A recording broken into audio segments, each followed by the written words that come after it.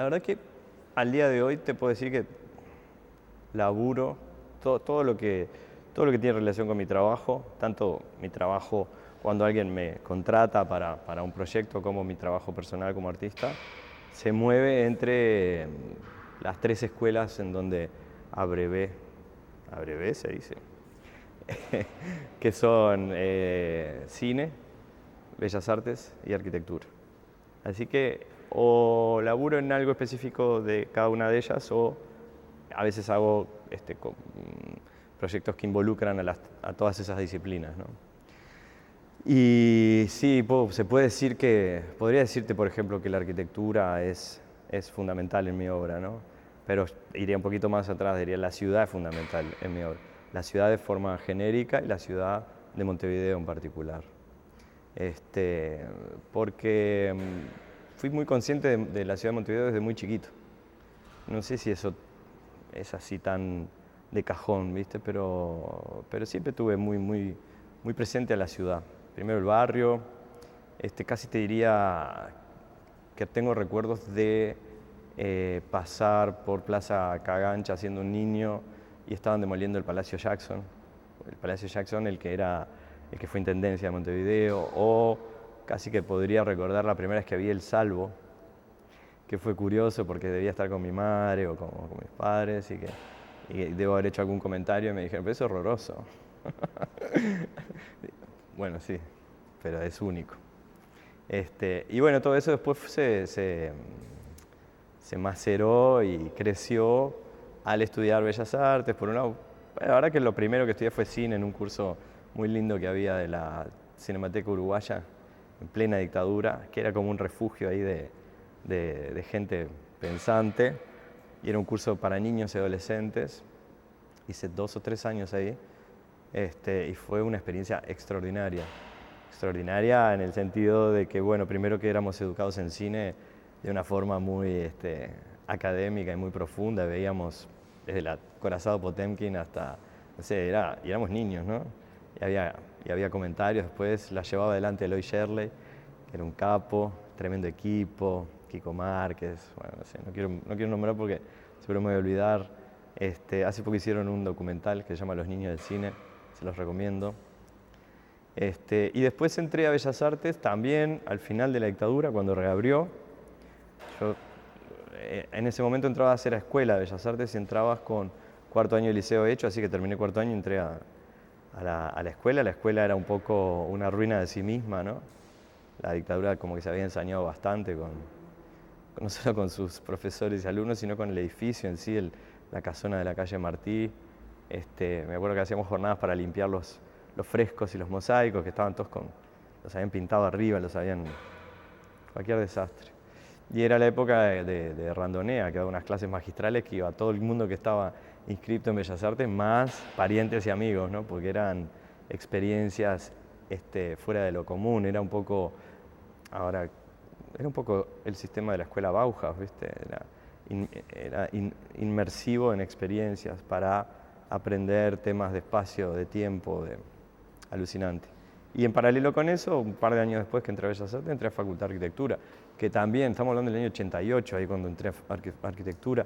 No piense el público, sobre todo el público joven, que había licenciatura en cocina gourmet, o no había nada, había medicina, abogacía, arquitectura, había muy pocas cosas. Entonces, en Facultad de Arquitectura ocurrió un fenómeno muy lindo, que era que fui amigo desde antes de que fueran famosos, de personas que después fueron músicos, cineastas, no seguían la carrera. Yo mismo, ¿no?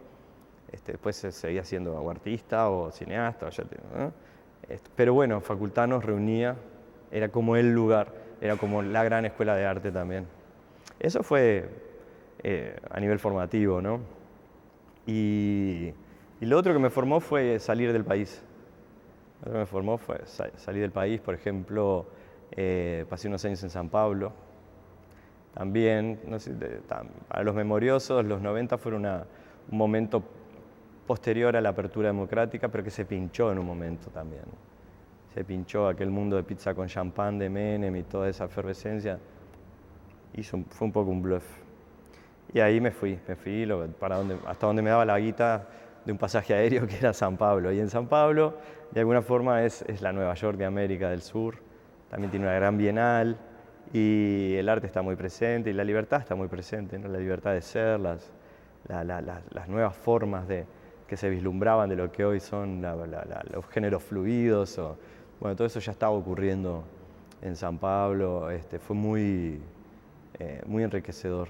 Y además, porque la formación acá en Uruguay es buena, yo empecé a trabajar como arquitecto en un estudio de arquitectura. No mentí que no era arquitecto, digamos, pero ellos me tomaban, no, pero vos sos arquitecto, dale. Y me daban proyectos para hacer y todo, eso fue increíble. Y de esa experiencia en particular, en un estudio en particular de arquitectura en San Pablo, mi labor era hacer las perspectivas de las obras, cómo iban a quedar. Ese era a veces tenía otras cosas, pero fijo yo hacía eso. Mirá, va a venir tal cliente, quiere ver cómo va a quedar su casa, y no había renders, no había estas aplicaciones ni programas de diseño de computación, se hacía a mano, alucinante. Entonces me entrené mucho en eso y en mis ratos de ocio también dibujaba. Y cuando volví a Montevideo tenía una carpeta de dibujos enorme y fui a ver a María Freire. María Freire era tía de mis primos, pero no tía mía. Pero era una persona que yo conocía de la niñez y bueno, era esas suertes de la vida, ¿no? De que de niño conozcas a alguien, conoces a uno que es bancario, otro que es médico y a otra que es pintora. Y es una opción viable de vida, ¿no? Que eso es muy importante. A mí por eso me encanta hablar con niños, ¿viste? Que de pronto conozcan a alguien y ¿qué hace? Este es artista y lleva una vida adelante siendo artista, está bueno, ¿no? A mí me tocó la suerte de vivirlo en primera persona dentro de la familia.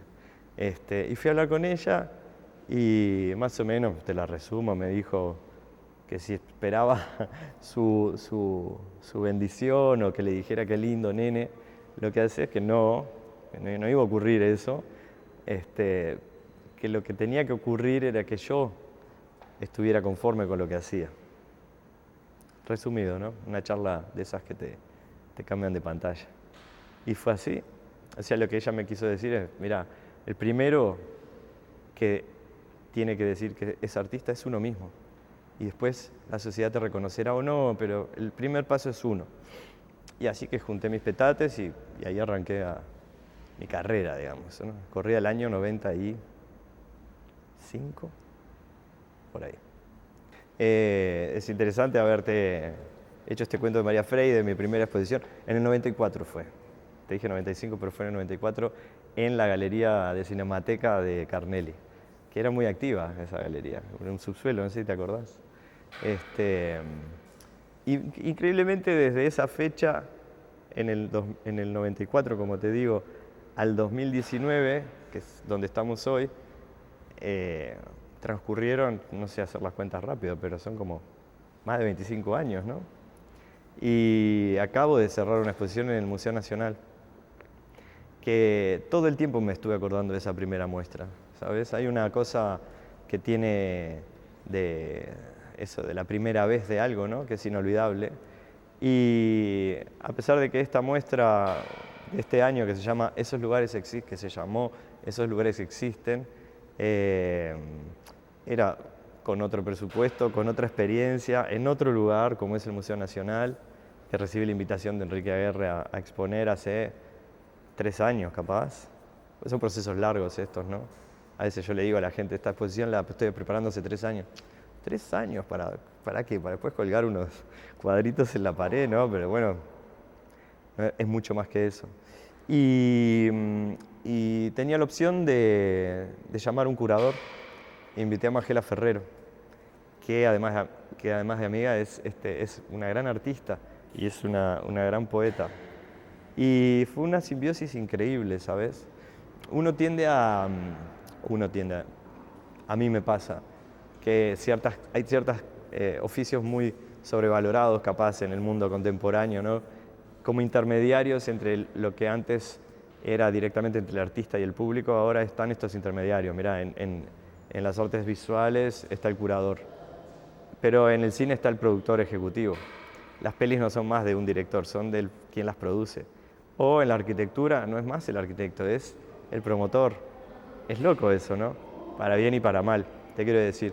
Pero bueno, uno que es más old school, así, me rechinaba un poco. Sin embargo, aprendí muchas cosas de trabajar con Majela como curadora porque también hacen las veces de interlocutor entre lo que el artista da por hecho, porque está inmerso en lo que está haciendo, y el público. O sea, el arte como lenguaje, y como todo lenguaje que necesitas que haya un interlocutor para hablar ese lenguaje. Entonces, vos como artista estás ahí exponiendo y vos hace tanto que estás con eso en la cabeza y que lo conoces tan bien que muchas cosas te las saltearías si no hubiera esta figura que te pone los puntos sobre las íes, que te hace también el curador, o en este caso Majela, en este caso lo que hizo también fue una selección de las obras, a mostrar un motivo, ¿no? Encontrarle un motivo. ¿Cuál es la experiencia? ¿Qué es lo que voy a querer que las personas atraviesen al entrar a esta sala a ver esta exposición? No son cosas menores, en absoluto. Implican mucha reflexión, así que 3 años no es tanto tampoco.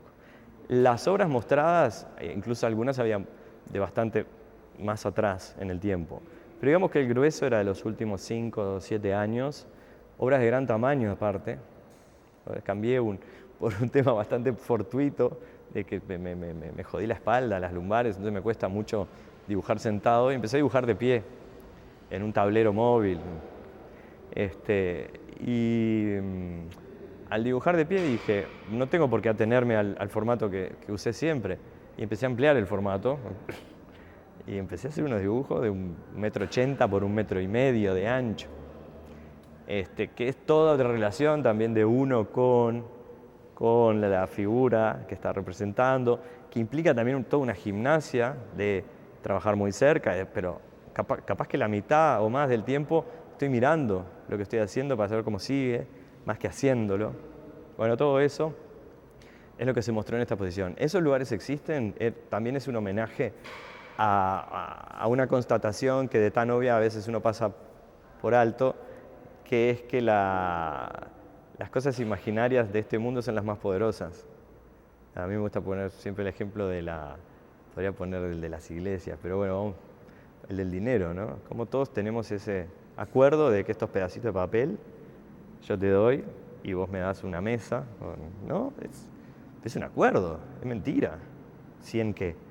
No es nada. Bueno, de la misma forma que pasa con lo que en el arte uno coloca como la imaginación, ¿no? ¿Cuán real es? Si todos llegamos al acuerdo. Bueno, era una invitación a ese tipo de reflexiones, ¿no? Y lo otro que tuvo esta muestra, que lo pueden ver en el catálogo que quedó, es que yo invité a más gente. Y no invité a más gente de la manera que podría invitar, que invité a más gente a trabajar en otro proyecto que se llamó Guerra Intendente, que es un proyecto que después si querés hablamos, pero que es de más larga duración y que es más un proyecto curatorial de mi parte. Invité a trabajar a más gente en esta muestra para que laburaran en base a la argamasa madre, sería mi propio trabajo. Pero entonces, claro, que lo interpretaran a través de la fotografía, del video, de la animación, y salieron unas cosas buenísimas,